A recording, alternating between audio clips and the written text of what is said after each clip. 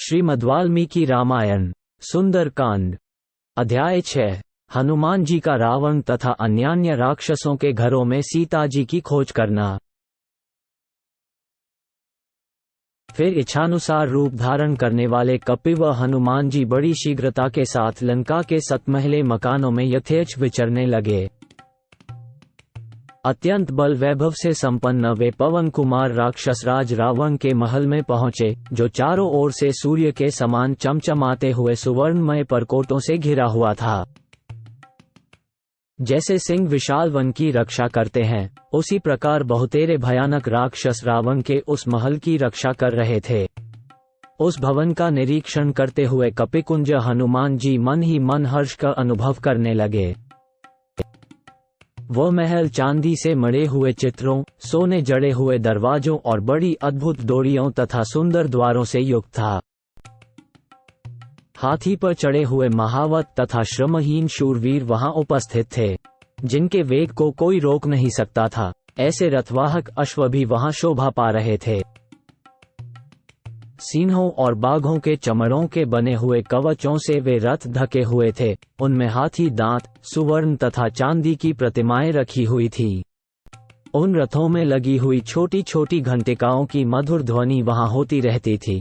ऐसे विचित्र रथ उस रावण भवन में सदा आ जा रहे थे। रावण का वो भवन अनेक प्रकार के रत्नों से व्याप्त था। बहुमूल्य आसन उसकी शोभा बढ़ाते थे। उसमें सब और बड़े बड़े रथों के ठहरने के स्थान बने थे और महारथी वीरों के लिए विशाल वासस्थान बनाए गए थे। दर्शनीय एवं परम सुंदर नाना प्रकार के सहस्रों पशु और पक्षी वहां सब ओर भरे हुए थे। सीमा की रक्षा करने वाले विनयशील राक्षस उस भवन की रक्षा करते थे। वो सब ओर से मुख्य मुख्य सुंदरियों से भरा रहता था। वहां की रत्न स्वरूपा युवती रमणीया सदा प्रसन्न रहा करती थी। सुंदर आभूषणों की झंकारों से झंकृत राक्षसराज का वह महल समुद्र के कलकलनाद की भांति मुखरित रहता था। वो भवन राजोचित सामग्री से पूर्ण था, श्रेष्ठ एवं सुंदर चंदनों से चर्चित था तथा सिंहों से भरे हुए विशाल वन की भांति प्रधान प्रधान पुरुषों से परिपूर्ण था। वहां भेरी और मृदंग की ध्वनि सब ओर फैली हुई थी।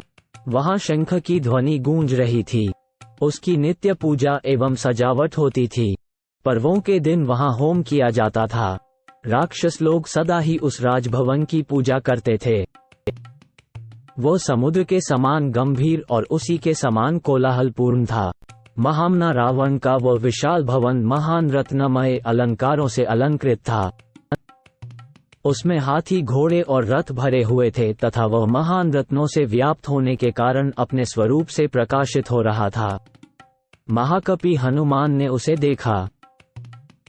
देखकर कपिव हनुमान ने उस भवन को लंका का आभूषण ही माना। तदनंतर वे उस रावण भवन के आसपास ही विचरने लगे। इस प्रकार वे एक घर से दूसरे घर में जाकर राक्षसों के बगीचों के सभी स्थानों को देखते हुए बिना किसी भय से अट्टालिकाओं पर विचरण करने लगे। महान वेगशाली और पराक्रमी वीर हनुमान वहां से कूदकर प्रहस्त के घर में उतर गए। फिर वहां से उछले और महापार्श्व के महल में पहुंच गए।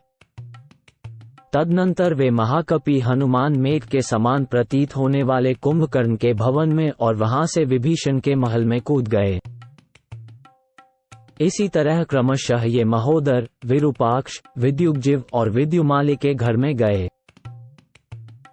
इसके बाद महान वेगशाली महाकपि हनुमान ने फिर छलांग मारी और वे वज्रदष्ट, शुक तथा बुद्धिमान सारंग के घरों में जा पहुंचे। इसके बाद वे वानर युद्धपति कपिश्रेष्ठ इंद्रजित के घर में गए और वहां से जम्बूमली तथा सुमाली के घर में पहुंच गए। तदनंतर वे महाकपि उछलते कूदते हुए रश्मिकेतु, सूर्यशत्रु और वज्रकाय के महलों में जा पहुंचे। फिर क्रमशः वे कपिव पवन कुमार धूम्राक्ष, संपाति, विद्युरूप, भीम, घन, विघन, शुकनाभ, चक्र, शठ, कपट, हृष्वकर्ण, द्रनिष्ठ, लोमश, युद्धोन्मत्त, मत्त, ध्वजग्रीव, विद्युग्जीव, द्विजिव, हस्तिमुख, कराल, पिशाच और शोनिताश आदि के महलों में गए। इस प्रकार क्रमशः कूदते फांदते हुए महायशस्वी पवन पुत्र हनुमान उन बहुमूल्य भवनों में पधारे। वहां उन महाकपि ने उन समृद्धिशाली राक्षसों की समृद्धि देखी। 23-27 तत्पश्चात बल वैभव से संपन्न हनुमान उन सब भवनों को लांघकर पुनः राक्षस राज रावण के महल पर आ गए। वहां विचरते हुए उन वानर शिरोमणि कपिश्रेष्ठ ने रावण के निकट सोने वाली, उसके पलंग की रक्षा करने वाली राक्षसियों को देखा, जिनकी आंखें बड़ी विकराल थीं। साथ ही उन्होंने उस राक्षस राज्य के भवन में राक्षसियों के बहुत से समुदाय देखे, जिनके हाथों में शूल, मुदगर, शक्ति और तोमर आदि अस्त्र शस्त्र विद्यमान थे।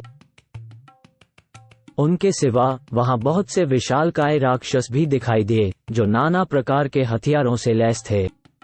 इतना ही नहीं, वहां लाल और सफेद रंग के बहुत से अत्यंत वेगशाली घोड़े भी बंधे हुए थे।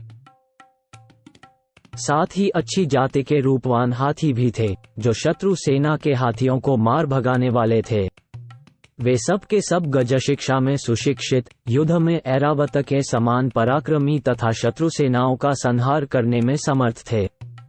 वे बरसते हुए मेघों और झरने बहाते हुए पर्वतों के समान मद की धारा बहा रहे थे। उनकी गर्जना मेघ गर्जन के समान जान पड़ती थी। वे सम्रांगण में शत्रुओं के लिए दुर्जय थे। हनुमान जी ने रावण के भवन में उन सबको देखा।